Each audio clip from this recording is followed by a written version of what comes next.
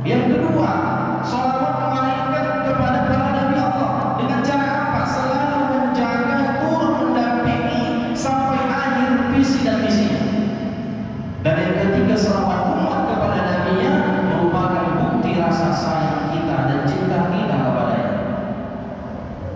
Maka ibu-ibu, bapak-bapak, jamaah orang tuaku yang dirahmati oleh Allah Subhanahu wa Ta'ala, Maulid ini gak ada yang salah, gak ada yang salah. Selagi isi Maulid itu hal-hal yang baik, ya monggo silahkan. Maulid itu ada namanya mau'izatul hasanah, nasihat-nasihat untuk mentauladani Nabi. Dibuka dengan acara baca Al-Quran tadi. Ini baca Al-Quran tadi kata Pak Anwar Saleh, murid maghrib mengaji, Pak ya. Murid maghrib mengaji kita. Ada di sini datang mamanya. Alhamdulillah mamanya. Suamiku ada. Oh tugas. Ini tak tengok jumlahnya, kayaknya agak sebanding ini. Mama-mama cukup banyak, bapak-bapak cukup banyak. Dimana pun isi maulid biasanya mama-mamanya sedikit banyak, bapak-bapaknya sedikit.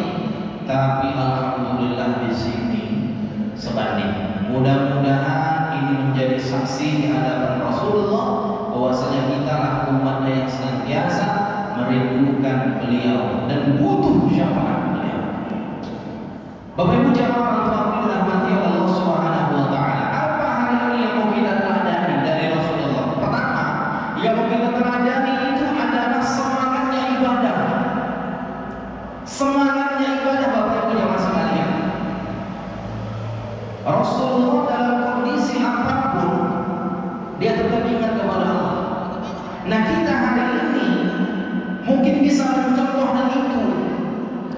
Namun terkadang ketika kita melaksanakan amal ibadah, baca al-imanul insanu yazid wa yanqus. Iman manusia itu kadang naik kadang turun, kadang muncul rasa malas, kadang muncul rajinnya, kadang muncul rasanya itu capek, kadang muncul rasa semangat.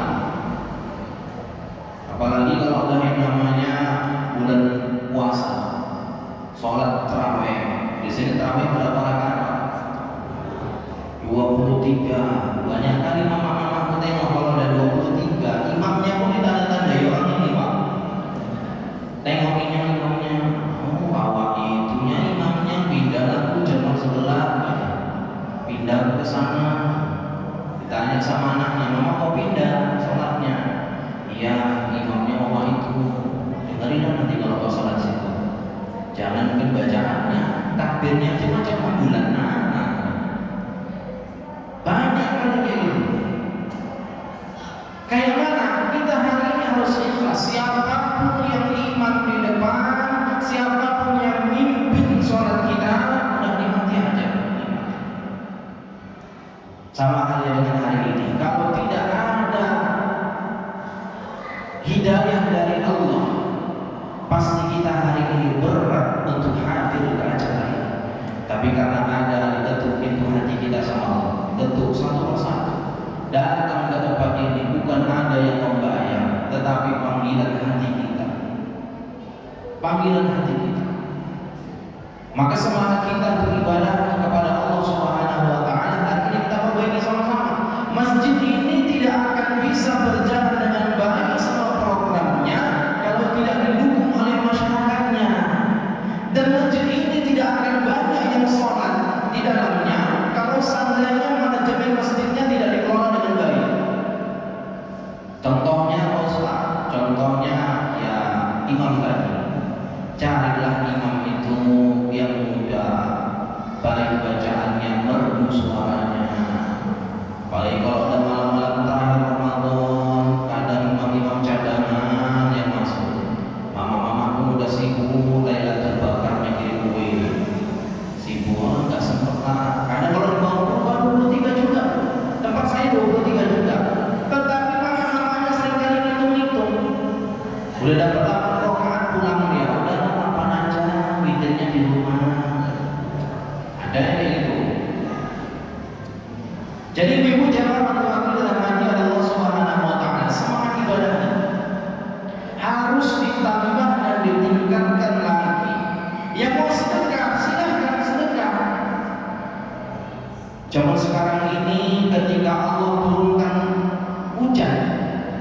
Hujan itu sejatinya adalah rahmat. Tapi zaman sekarang hujan itu jadi yang namanya musibah. Banjir di mana-mana, angin puting beliung, tiang listrik tumbang, atap rumah orang hilang, macam itu. Tetapi Allah ingin memberikan pelajaran sama kita. Apa takmin? Kenapa kalian tidak mau berpikir kata Allah? Ku kasih kayak gitu, aku mau nengok. Sadar gak dengan kesalahan kalian semua? Sadar gak?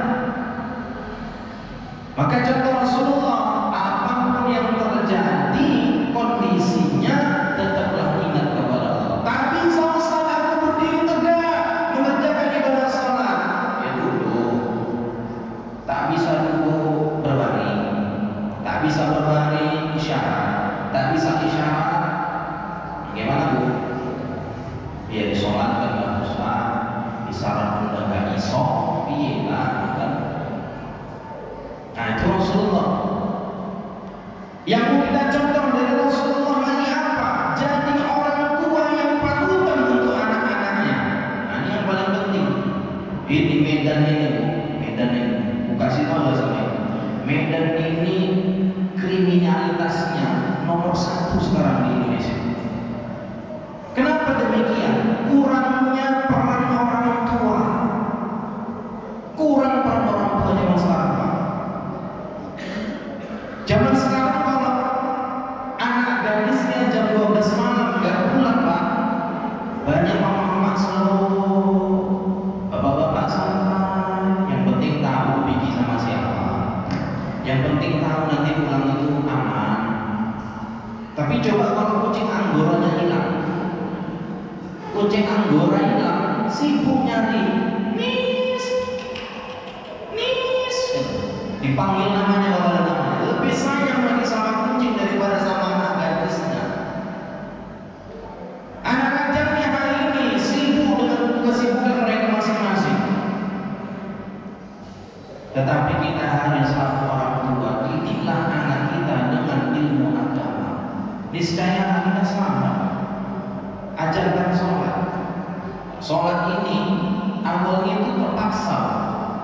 Sholat ini awalnya terpaksa, lama-lama dia akan biasa dan akan menjadi kebutuhan. Kalau sudah menjadi kebutuhan, satu waktu sholat kita tinggalkan, ada kurang rasanya.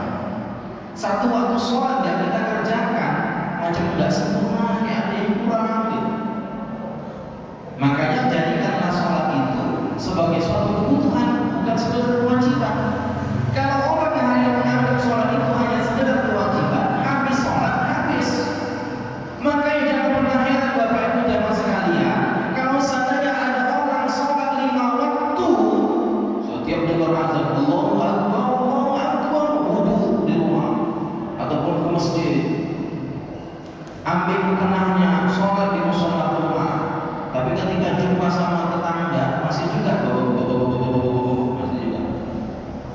Padahal janji Allah, innas sholata tanha 'anil fahsya'i wal munkar. Orang yang sholat itu dijauhkan dari perbuatan keji dan munkar. Itu janji Allah. Pertanyaannya, sholat yang kayak mana yang sekarang yang dapat mencegah kita dari perbuatan keji dan munkar? Kayak mana sholatnya mencegah kita dari perbuatan keji dan munkar? Wudunya masih berselema-lema, buru-buru, airnya nggak rata, mentang-mentang pakai gel anti air nggak dicopot, mentang-mentang cincinnya itu perak mahal harganya nggak dilepas, air wudhu mengalir nggak merata, rusak ibadah sholatnya. Capek pun mengerjakan sholat, percuma aja, tidak membentengi dari perbuatan keji dan munkar. Maka hari ini langkah pertama dalam Maulid Nabi ini, mari sama-sama jadilah orang tua yang contoh bagi anaknya. Jangan berharap anak itu mau sholat kalau sebenarnya orang tuanya tidak sholat. Salah itu. Jangan pernah berharap orang tuanya itu anaknya soleh kalau orang tuanya tidak soleh dan soleha. Nyuruh anak, sholat nak, sholat. Namanya sering masih TV, nonton sinetron. Nah, jadi Maria suami mati apa deh? Udah maghrib pun sholat dulu, tanggung lo bang. Udah sedap-sedapnya ini, udah mati copot-copotnya. Nanti sholat dulu, sholat habis sholat copot lagi kok. Udah nonton lagi deh, iya penasaran bang, ujungnya kayak mana? Nah, Bapak Ibu jamaah atau aku dirahmati oleh Allah Subhanahu wa taala. Itulah hari ini yang mau kita upayakan, bagaimana orang tua yang ada di Jamaah 7 ini saling mengayomi anaknya masing-masing. Saling memperhatikan anaknya masing-masing.